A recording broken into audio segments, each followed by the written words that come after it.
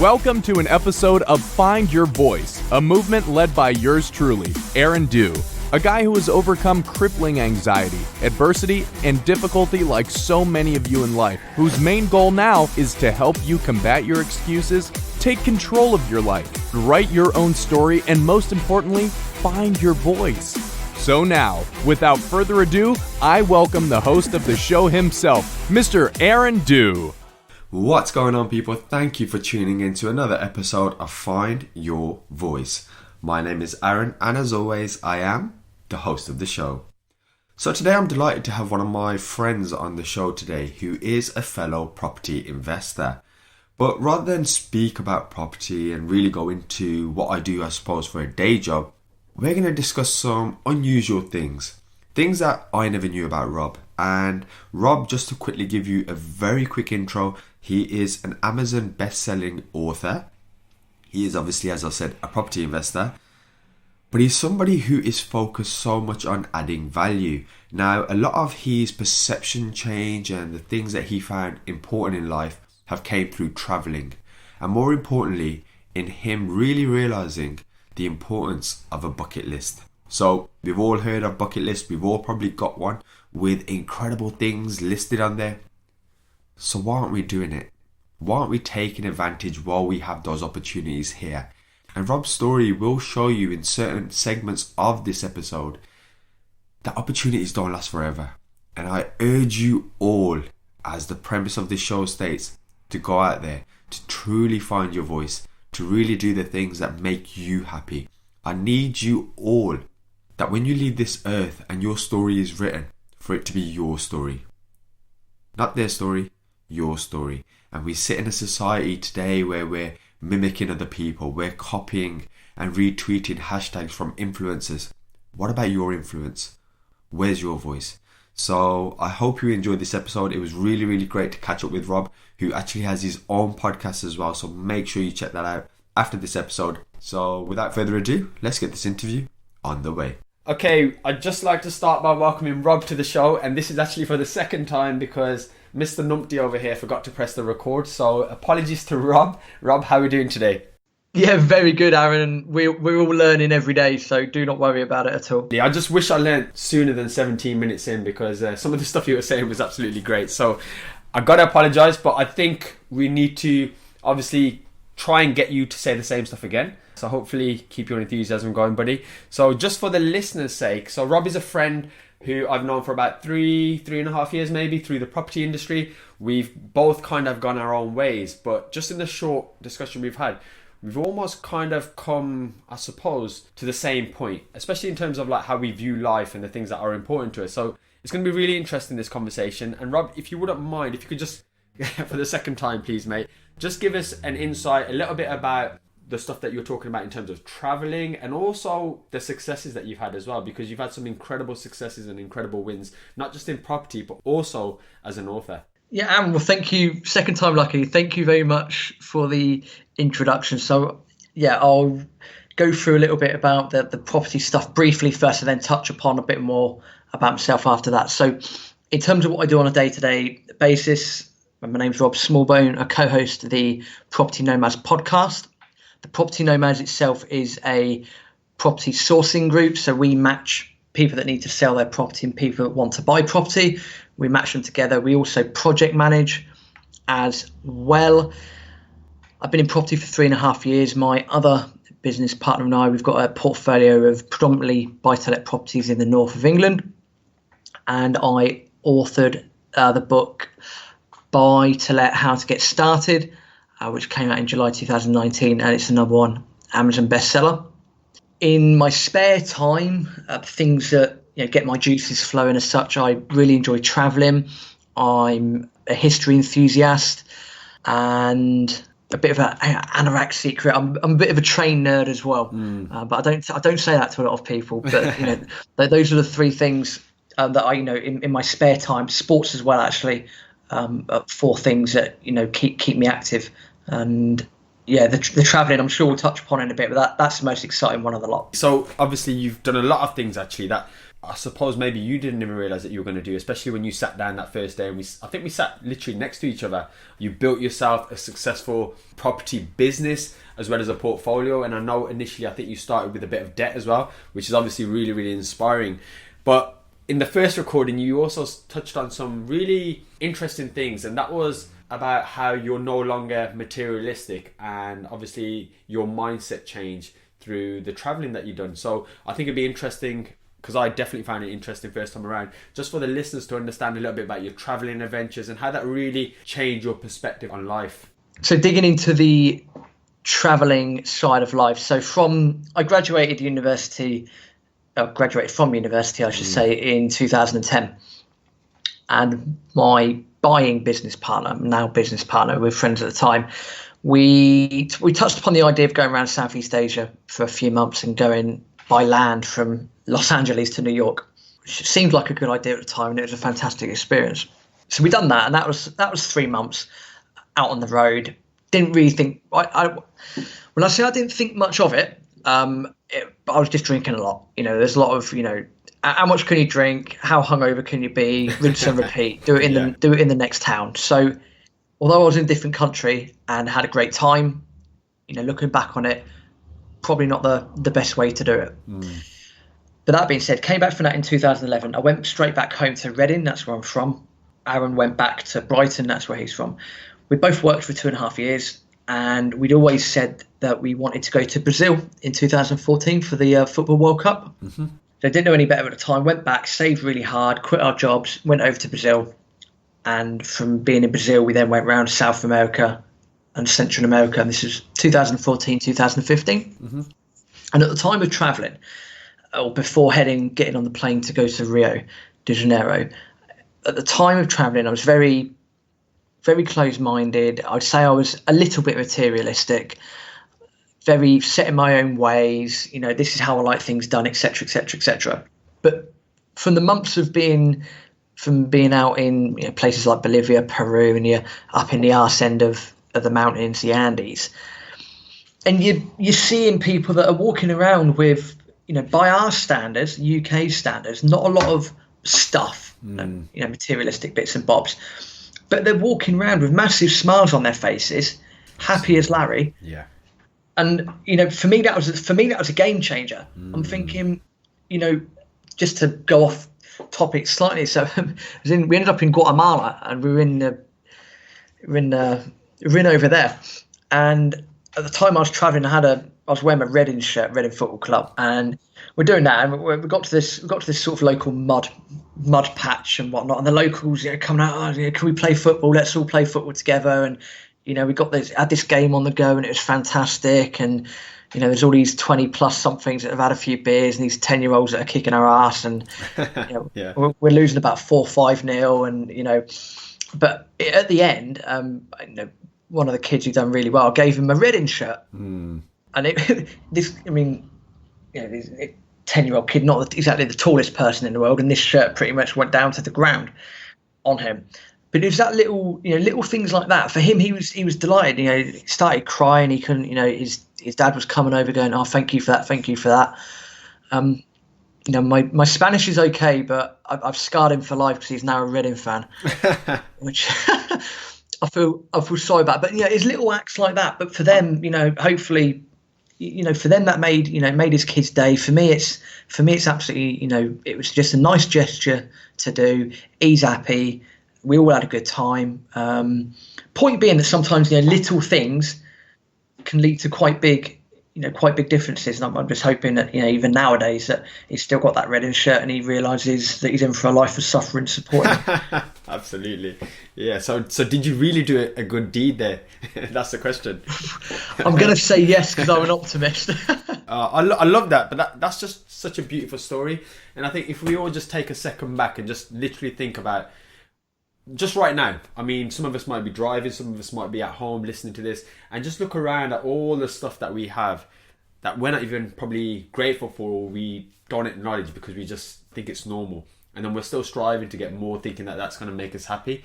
And it is those little things, Rob. I think that story is beautiful. And also, obviously, Reading need all the fans that they can get. So that's obviously a good deed from you, mate. But it's just, I think, you were probably in that position, and the reason I'm resonating so much with this is because I've been in a very similar position where you realize, actually, I have so much more than these people, and I mean that in a respectful way and from a materialistic way, and just be able to give something like that, I'm sure they're going to cherish that for a very, very long time.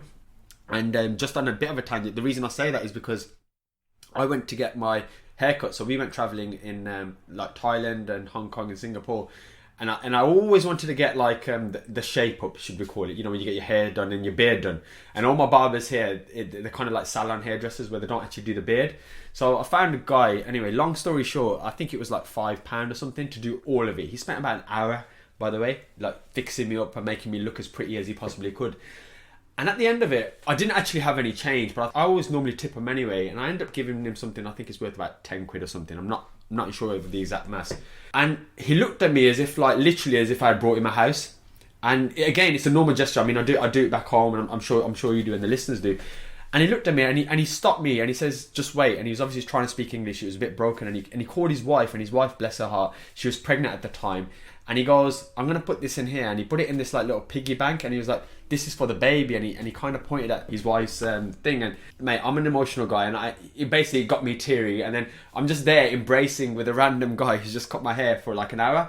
And like that moment, yes, it probably would have changed him in terms of he would have got like maybe a day's salary or something. But if anything, it changed me a lot more. And that was the message I took from it. So it's like, for the sake of £5, that's probably been the best lesson that I've ever learned. And this is why I encourage people, like especially friends and family, to travel a lot. And I'm sure you've got so many fascinating stories, from playing football with kids to all the wonderful places that you've been. And that's probably why your mindset has changed, hasn't it? In terms of from being materialistic, from being closed-minded, to now thinking, oh wow, isn't the world such a beautiful place? Well, first of all, Aaron, on that story you've just shared, which is absolutely wonderful. And, you know, we have so much been working on the assumption that people listen to this and they're based in Europe, for argument's sake. Mm-hmm. We have so much purchasing power. And, you know, don't get me wrong, you can't just go and chuck money at absolutely everything and it will sort everything out. That the world doesn't quite, in my opinion, doesn't quite work like that. But certainly when you're in environments like Thailand and so forth, Central America and whatnot, you know, there is no harm in, you know, what's £10 to us. It's not depends on your perception and values of money. So we can go on to many different channels here. But, you know, point being, you know, that's a great story, and it is things like that where you can go back and share that with people. And, you know, if you felt something there, as you said you had, yeah, for £5, that's probably one of the best investments I imagine you've ever made in your life, as you say. Mate, absolutely. Better than any house I've purchased, better than anything else. It was almost like, you know, we always say, what's the meaning of life? Or you're trying to figure it out, I suppose. And that was one of the key lessons that I'll always take away. And it is literally, it all comes down to gratitude, happiness, fulfillment. And I'm sure the same with yourself. There's a level of fulfillment and happiness internally when you were able to just say, do you know what, I can give this shirt away, and at the same time, it's not going to take clothes off your back. If that makes sense. Yeah, and to be able to be in a position to do that and have the right mentality to do that, that's key. Absolutely, mate. Absolutely. But Rob, what I want to move on to next then is about your routine. So obviously your routine is probably a hell of a lot different to when we first sat down together 3.5 years ago, going on this property journey where we were setting our goals and we were thinking we're going to achieve X, Y, and Z. So what I want to know is, what kind of things do you incorporate on a daily basis now into your day? And again, the reason I always ask this question is because I always believe when people achieve a level of success or a level of awareness, which you have definitely demonstrated, not just through your book selling, but also through your successful business, I want my listeners to be able to take away some of these lessons and maybe think, you know what, I might just try this, or I might just try what Rob's mentioned there, just to see if it enhances my life. The things that I do on a day-to-day basis. So the most consistent thing that I do is either read or listen to podcasts or listen to a book on Audible. And I'll make sure for at least 15 minutes a day that I do that. You know, that I know that sounds almost sounds quite bland. I'm also not going to sit here and say, you know, I go to the gym every day and I do this and do that, because I don't physically go every day. Some days, some days I get the ability to go down there. Some days I don't, depending on what work's going on. But in terms of a routine, talking about constant improvement. I'm always testing and tweaking new things. So at the current time of recording, my morning routine, Monday to Thursday and Saturday, looks something like this. I wake up at about 6:15 in the morning, have a cup of tea. Then I do something called 30 minutes solitude. So I'll just for me, that's sitting in my chair, looking out the window in the living room, and that's it. There's no interference, no nothing. 7 till 9 o'clock, go to the gym, have a shower, fix myself up, all that sort of stuff. Then it'd be about an hour of emails and social media, if the whole hour needs to be taken. Then by 10 o'clock, then I'm ready to tackle the rest of the day. Because I normally find a lot of my stuff at the moment is barking orders out on an email, and I'll just follow it up the following day. And yeah, then it depends. Depends on how the project managements are going. Depends if there's any viewings lined up, or we're recording podcasts like we are now. All of those elements vary. But it's certainly at the time of recording, Monday to Thursday and Saturday is that routine that I've just gone. Friday I don't go to the gym. So for me, I like to at least have a bit of relaxation. And some days I'll take off. So Sundays my phone is normally on airplane mode. And no one can get hold of me, just so I can have that detox once a week of not being involved with anything. I love that, actually. So the main theme I got from what you were saying there is there's a lot of me time, and I've basically had to incorporate this a lot myself through this entrepreneurial journey, because you're firefighting, you're constantly on the go, you're battling your mind as well as the day. And one of the things that I almost neglected was my time. Yet you've got this bit where you wake up, you'll do 15 minutes of listening to something educational, informative, then you've got your gym as and when you can fit it in, then you have your 30 minutes of solitude. And I love that Sunday detox as well from the world, I suppose, and just being with your own thoughts and being comfortable in yourself. And again, these are kind of traits, again, this is a message for the listeners, that a lot of successful people do. And they always say success leaves clues and you should look at the blueprint.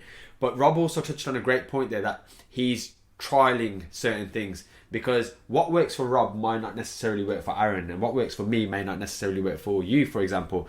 So I think definitely there's some tangible things there that maybe everyone should try and incorporate. I definitely recommend the 15 minutes of reading if nobody's reading. But yeah, that's really interesting, and I can only imagine how clear your head is on a Sunday, mate, if you're not on Facebook and Instagram like I suppose most of the world are. I think it depends what football game I'm watching. Absolutely. I joke on that, but I mean, a lot of it also, Aaron, is circumstantial. I'm 31 and single. So I don't have kids running around the house. I don't have, I'm not in a relationship, so I don't have to, try and find that battle with my, girlfriend or spouse or anything about, can we do this, can we do that, let's go shopping. I don't have to think about any of that at the moment. So whilst I've got that time, I'll utilise that as best as possible. And of course that will change over time. But yeah, having the me time is important.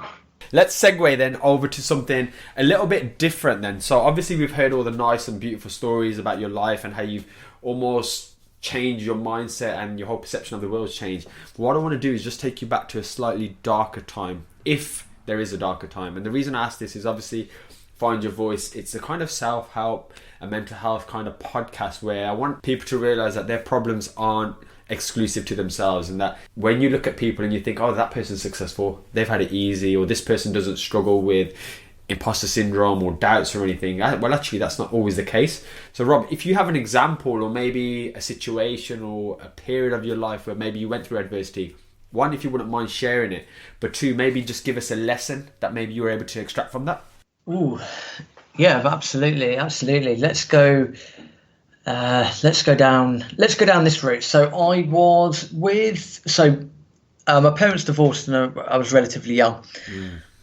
So I've got, that's fine. That's been and gone. That's been and gone now. But my mum, then got remarried. My stepdad, myself, we never really saw eye to eye on numerous things. But my brother and him, they had a much better relationship, put it that way.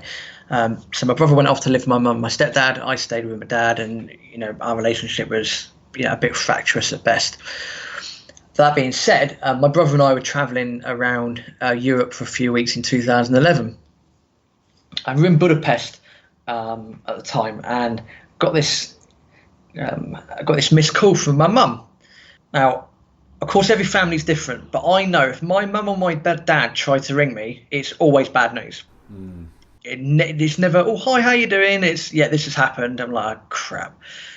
So took the phone call, and it's like, yeah, mum, hi, what's up? And she's like, look, you boys together, got something to tell you. I was like, yeah, fine, not a problem. And she said, just to let you know, your stepdad's had a stroke.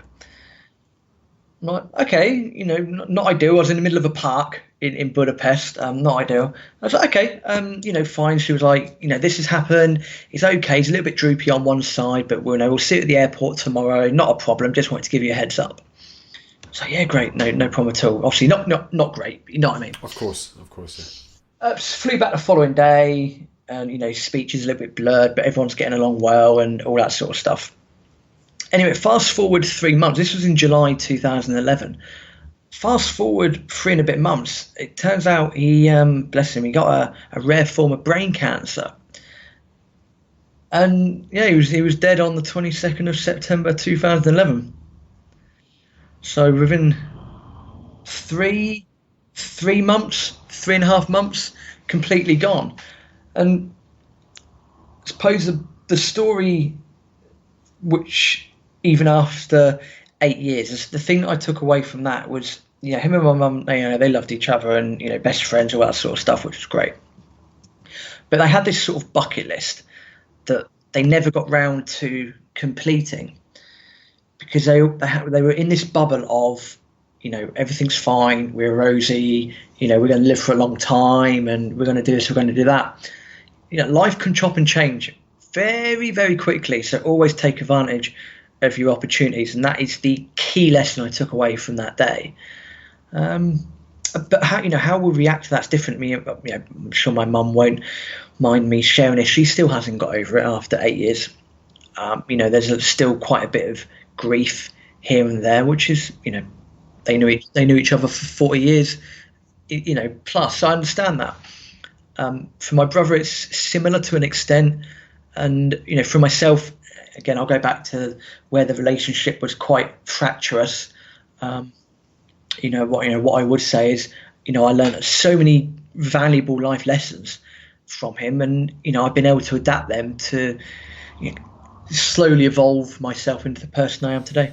Absolutely, yeah. Well, firstly, obviously, my condolences for your loss, especially with cancer, as it's kind of more of a personal thing myself. Cancer's just it's one of those things. But anyway, that's a story for another day. But I think the beautiful thing with what you just said is it's the lesson from the adversity that came your way. So we can't really choose the cards that we're dealt or whenever they're going to be dealt. And I always try and say this to people, because you hit the nail on the head there, Rob, where you said life can literally change in an instant. And we're so, I don't know if we're oblivious to it, or we're just in a routine where we think that we have time, we take it for granted. And I sometimes try and say to people, like, you genuinely don't. And death is one of those things, only when it happens either to somebody close to you, you hear about it and it affects you, that it actually makes you wake up. And death's probably the thing that woke me up, because I can, hand on my heart, say I was probably the laziest person you would ever meet up until about the age of 24. And I mean seriously lazy. Like, I would try and do nothing all day. Like, that was my dream. My dream was to do nothing all day, literally. Yet here I am now, and I'm working literally 16 hours a day, 7 days a week. And I don't actually consider it work, because I love everything that I do at the minute. I'm very fortunate that I've kind of tailored my life to be that way.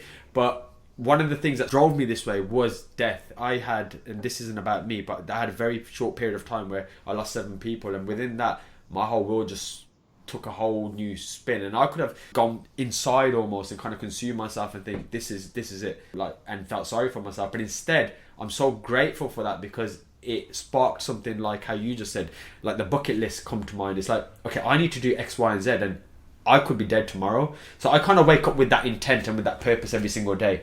And I think that's evident from your story as well. I mean, you're doing stuff now. You're almost leaving a bit of a legacy. You've got your book out. I'm sure there's probably going to be a lot more stuff. You've got your podcast out now. So obviously that's evergreen content. And at the same time, that lesson you've taken there now, you're almost ticking off your bucket list. So it's a beautiful message for people listening that life is too short and we do take it for granted. So I appreciate you sharing that, because obviously it's a close family issue, Rob. So thank you for that. No problem at all. I mean, this is about finding your voice, and if you ask the right questions, you're going to get the answers that are hopefully going to benefit everyone listening. And life is full of adversity, and as you said, Aaron, it's almost a high level of ignorance and arrogance that we have, thinking that life's always going to be the same way, and X, Y, Z might happen to this person, but it won't happen to me. Well, until the day that it does happen to you, then, that a lot of people always say there is a turning point of some sort. And, with a lot of people's lives and everything like that, unfortunately, sometimes it does take a bereavement to put to flick the light bulb on. One of the things I preach a lot on this show is that I don't want someone to go through a bereavement. I don't want someone to lose their stepfather or their father, or to lose 7 people in their life, or to get diagnosed with cancer. I want people to take that now. But again, it's one of those things, it's easier said than done. So all I can do is hopefully teach the lessons or share the lessons from people like yourselves and the guests, to try and make people wake up and really fulfill their purpose. And like you said, mate, find their voice. So great answer there. And to segue ever so slightly, now that you're in a position where your mindset seems great, it seems like you've got the ability to at least be self-aware and reflect on where you are. But in this particular moment, Rob, what scares you? What scares me? Oh, good question. I'll give you I'll give you 2 answers to that.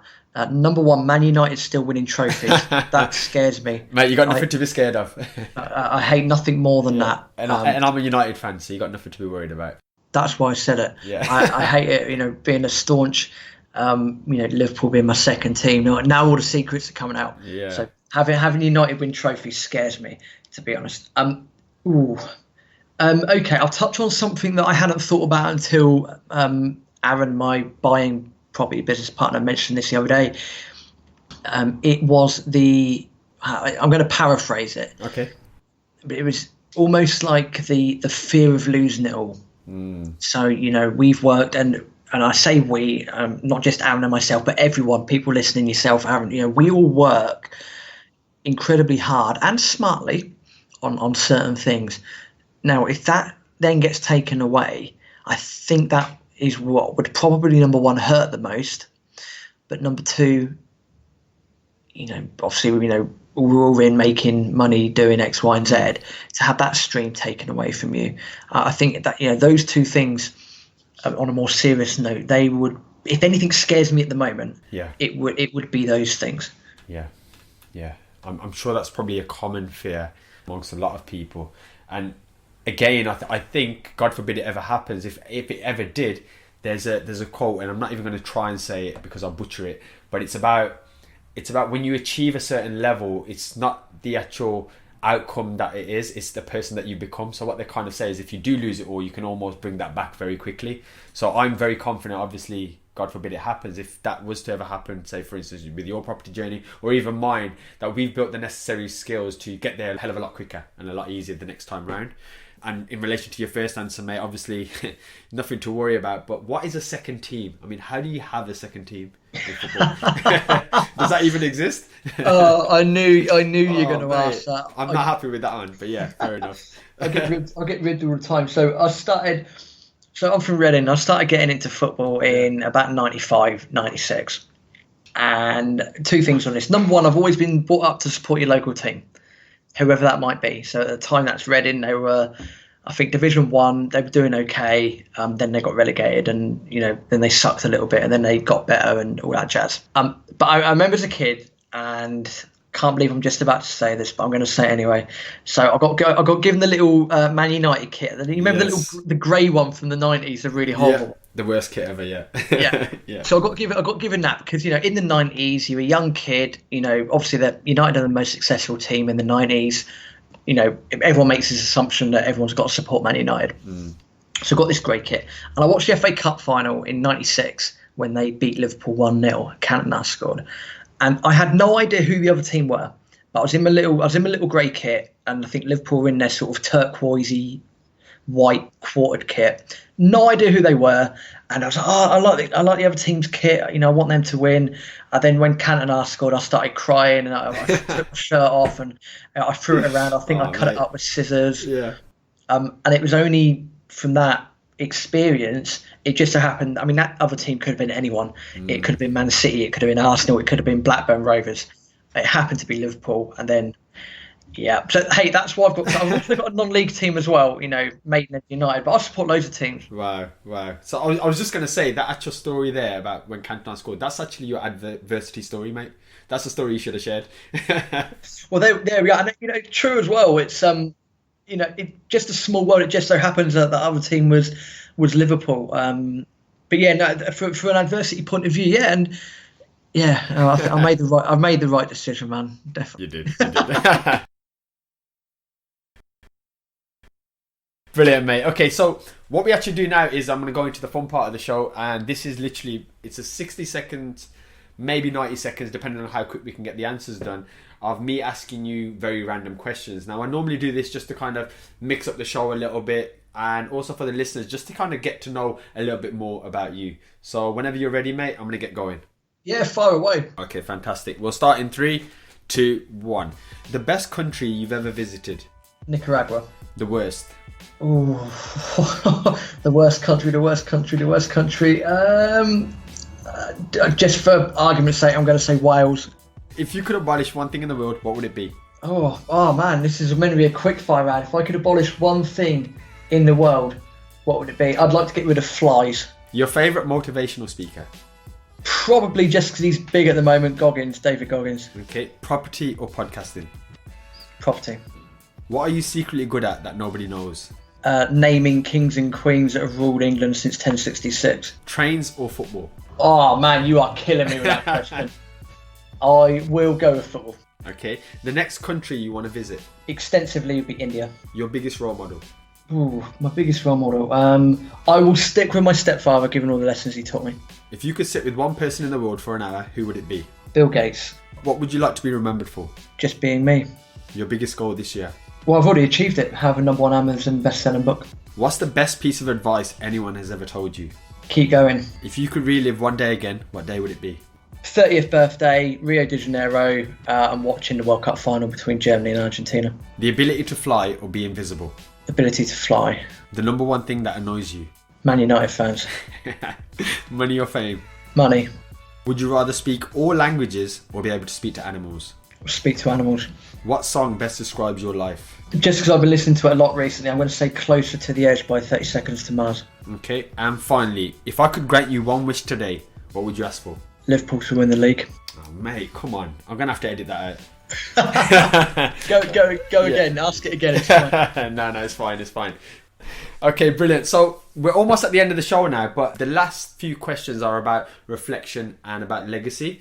So I'm a massive believer that hindsight is a wonderful thing. And upon reflection, we can obviously get to ways quicker, easier, or with less heartache. But at the same time, I'm a firm believer that the journey teaches us so much. So what I want to know, Rob, is if you could go back with all your wisdom and all your knowledge and experience right now that you currently gained, and go back to a younger Rob who's maybe at a more uncertain time or in a time of his life where he's not really sure what's going on, or just maybe suffering with a bit of adversity, and you could whisper something in his ears, what would you say? Nothing in life's a big deal. In fact, I answered that quicker than the quickfire round. Yeah, absolutely. Yeah, I love that though. Nothing in life is a big deal. Do you want a bit more meat on the bones as to why? You're welcome to add a bit of meat if you want to. Yeah, just I think, upon reflection and hindsight, everything that you've just mentioned as well, that in reality, I think I learned this from Marcus Aurelius, a very famous Stoist. I think it was him that said this, that anything that happens in our life is objective. How we react to that event is subjective. And we are always in control of our emotions, and we always can be in control of our emotions. So if I could go back and think of everything that's gone well and things that haven't gone so well, that's why I would have that piece of advice, that at the end of the day, shit happens. It's how you react to it that really makes you who you are as a person. Absolutely. That's a great saying, and very well put, mate.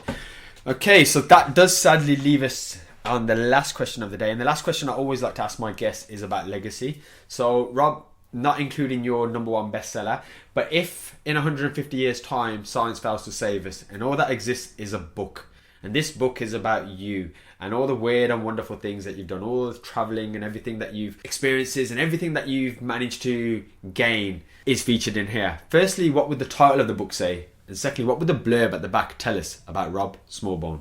What would the title be at the front of that book? Oh, let's work with the blurb first, and let's see if we can reverse engineer this.